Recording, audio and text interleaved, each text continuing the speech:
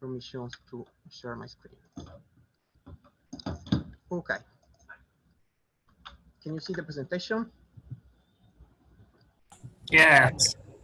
Okay. So thank you everybody for being here in this. I think in this meeting,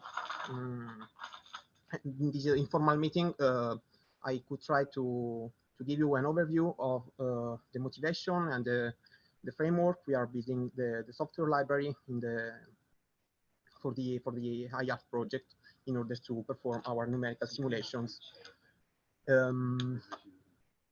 So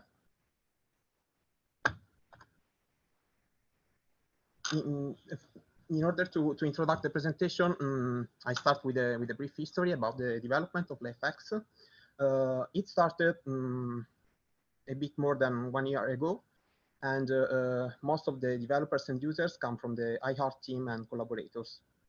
And last March, we have released the version 1.0, so the first official release, stable release of our software.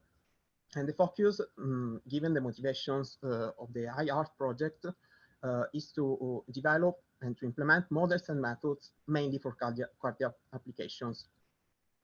And we aim at producing a generic, extensible, user-friendly, and high-performance library that, from one side, would be able to perform a whole heart model prototype simulation, including all the physical phenomena involved, such as the electrical, the mechanical, fluid, and so on.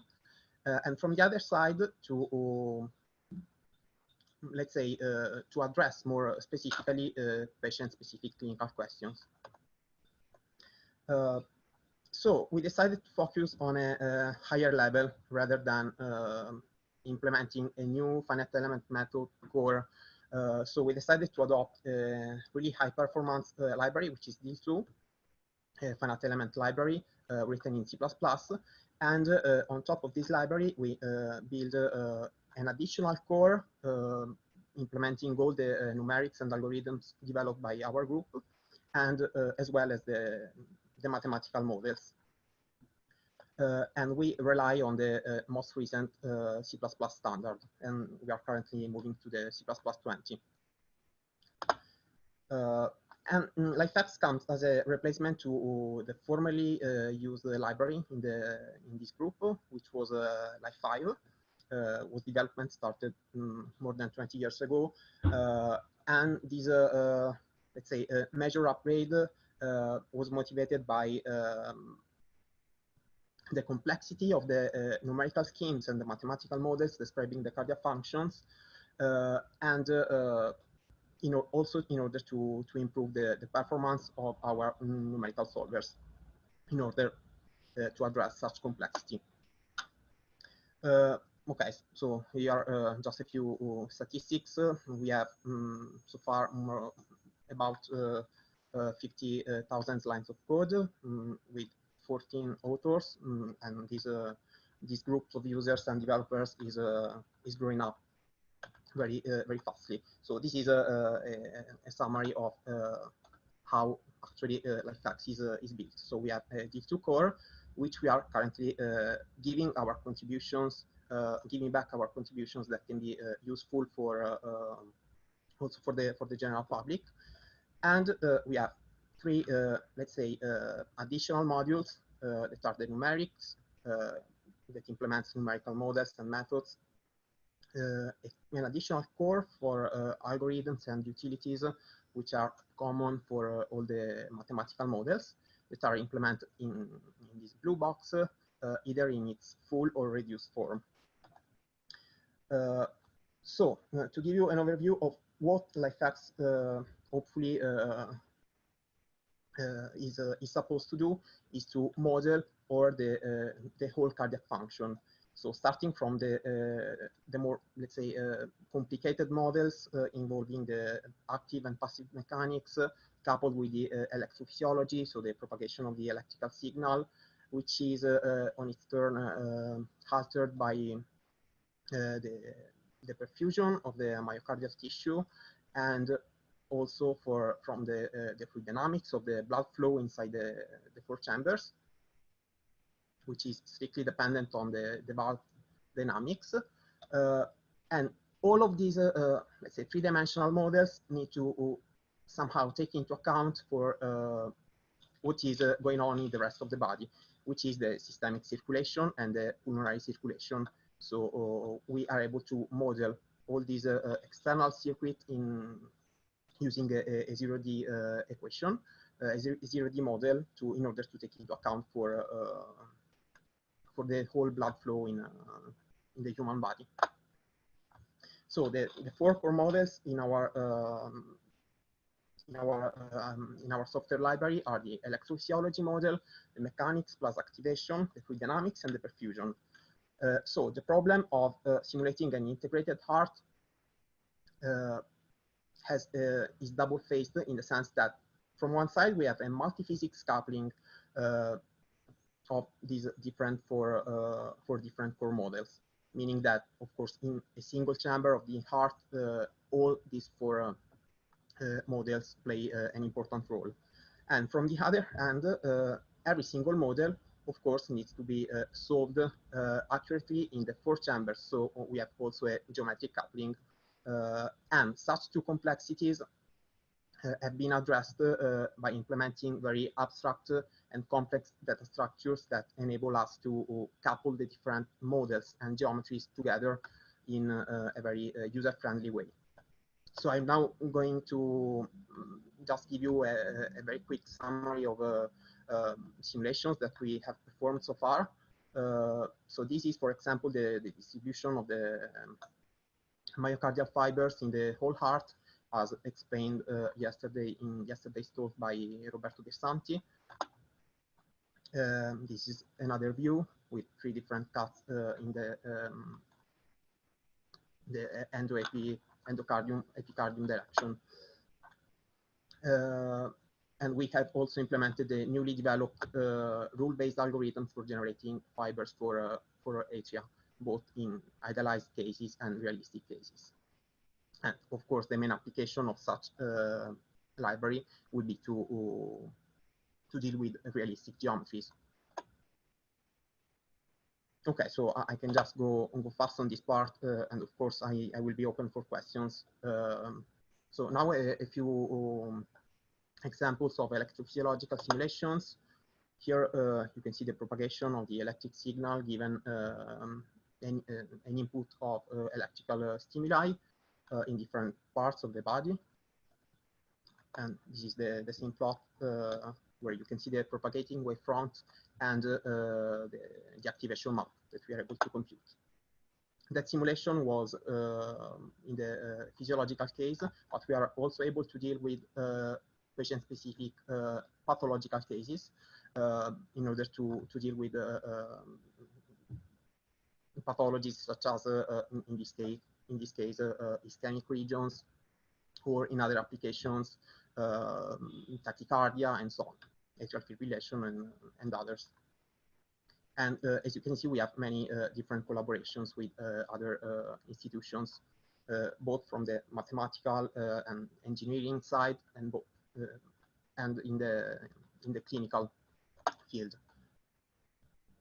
Okay, so this is another patient-specific simulation, and we are also able to compute, to couple this electrophysiological model to the torso, the diffusion and propagation of the electric signal, so that we are able to virtually simulate and compute ECGs.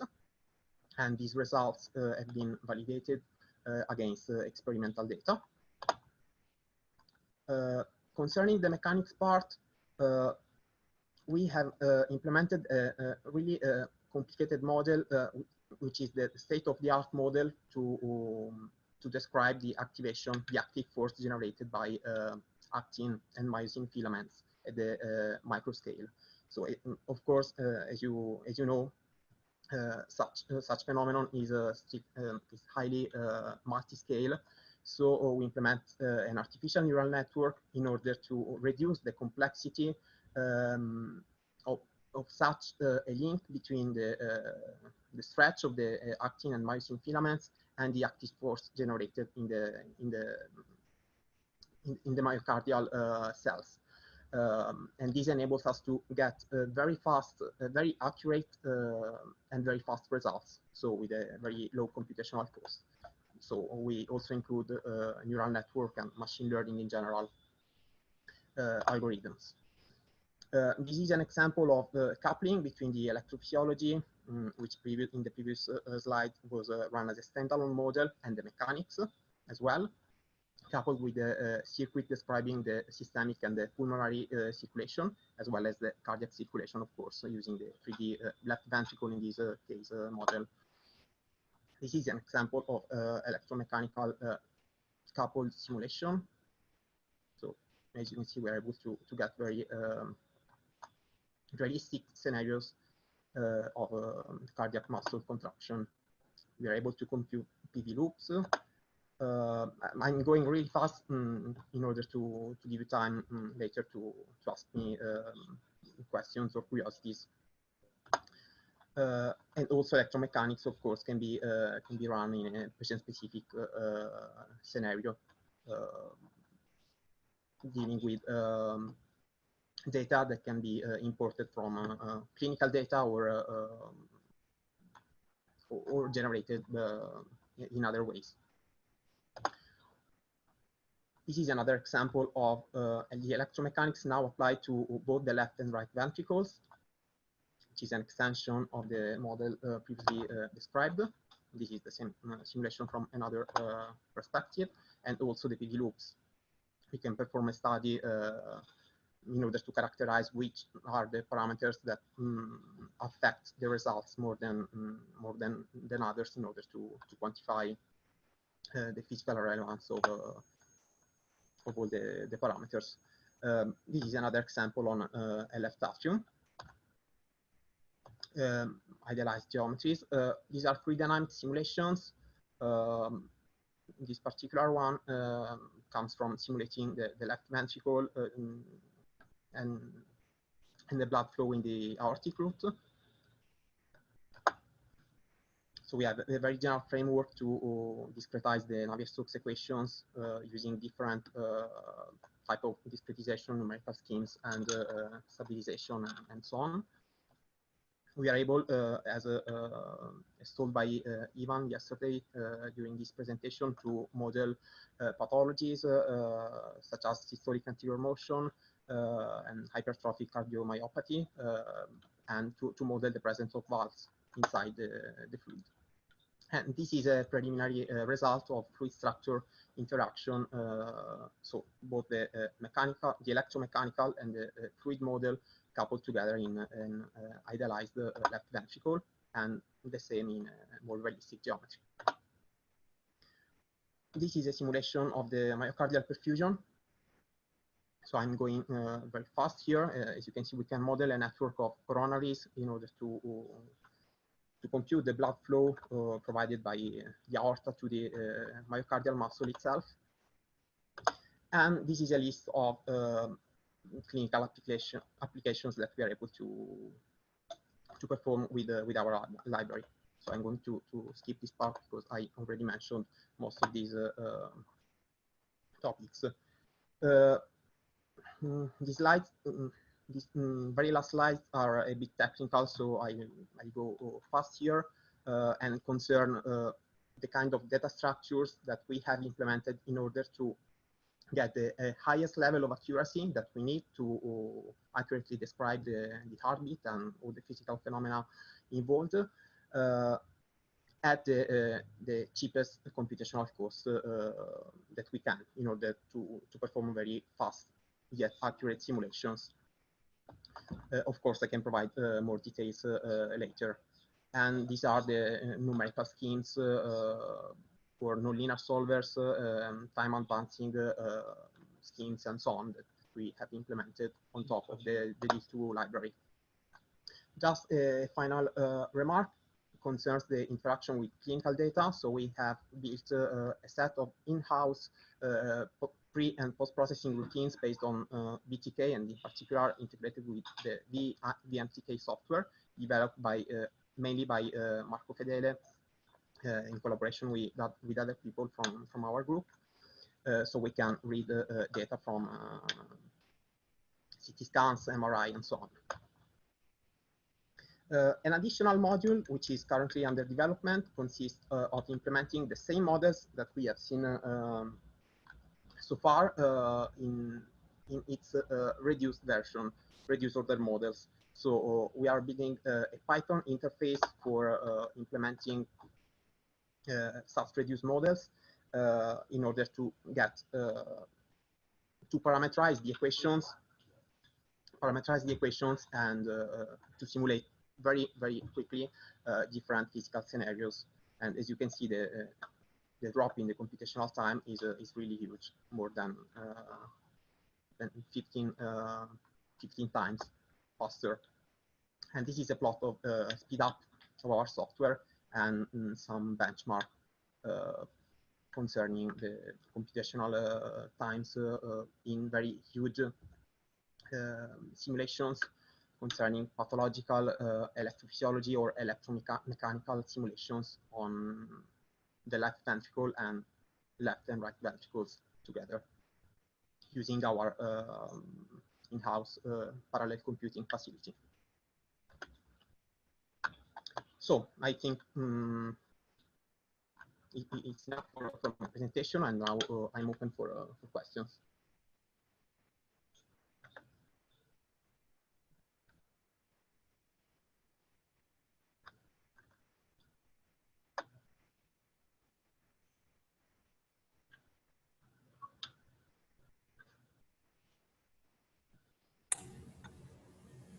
Do we go by hand raise? You can just go on. Either raise your hand or write a message in the chat, as you prefer. I was seeing Massimiliano Leoni talking at the microphone, so you can just go ahead and ask me your question. Okay, thank you. Well, first of all, looks very interesting and promising. My question is, you use DL2 as a backend, right? Yeah. Which means, correct me if I'm wrong, that you're limited to what is it called, tensor meshes, hexahedral meshes. Is that correct? It was correct until a few weeks ago. I don't know if I'm allowed to say, but very recent developments that come from the collaboration, also from the collaboration with our team, with the these2 community, is starting to implement support to tetrahedral meshes. So we can today we are able to simulate. Also using tetrahedral meshes, also vectorial problems up to the polynomial degree of 2.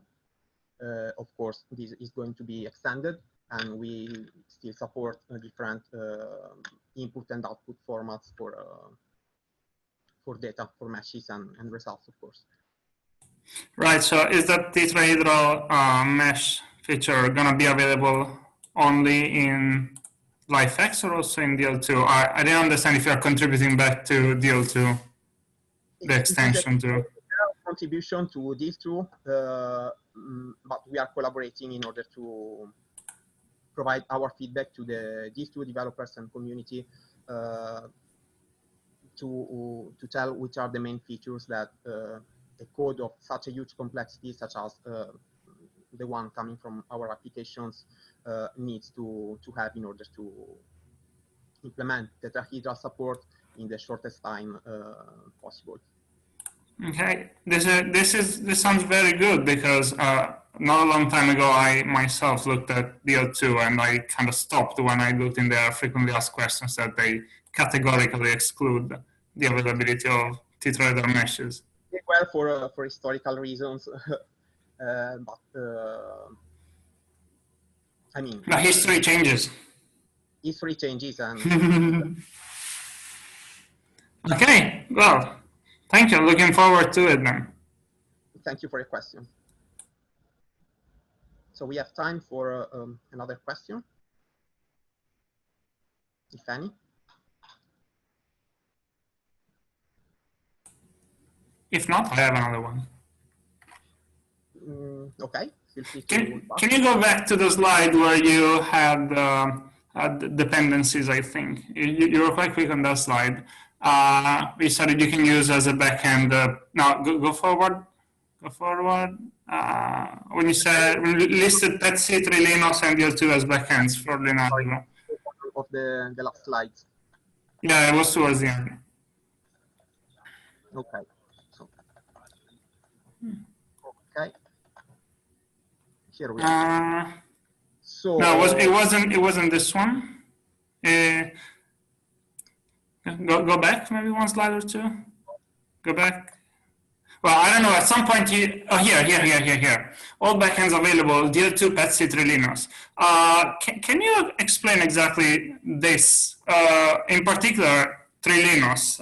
Can you use Cocos from LifeX, and can you like exploit the kind of Linux 2 framework? We try not to use directly at a lower level interface. Nor Petsy, neither Linux. Both libraries are wrapped by these two internally. So these two provides data structures to access both linear algebra functionalities using a common interface. So a user can be able to switch from one solver to the other. So the dependence on Linux basically is inherited from the dependence on these two. Okay. In principle, you can compile Linux and enable whatever packages you desire and use them in your application.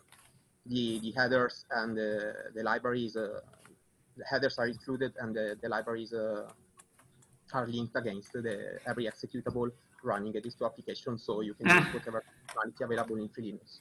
Yes, and have you tried running on accelerator architectures? Maybe you mentioned during the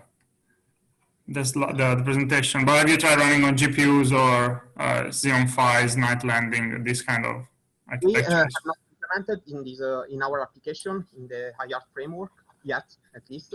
Okay. But these two has some support to CUDA GPU computations. Okay. We are planning to implement for some models such as the electrophysiology using matrix-free approaches. Okay.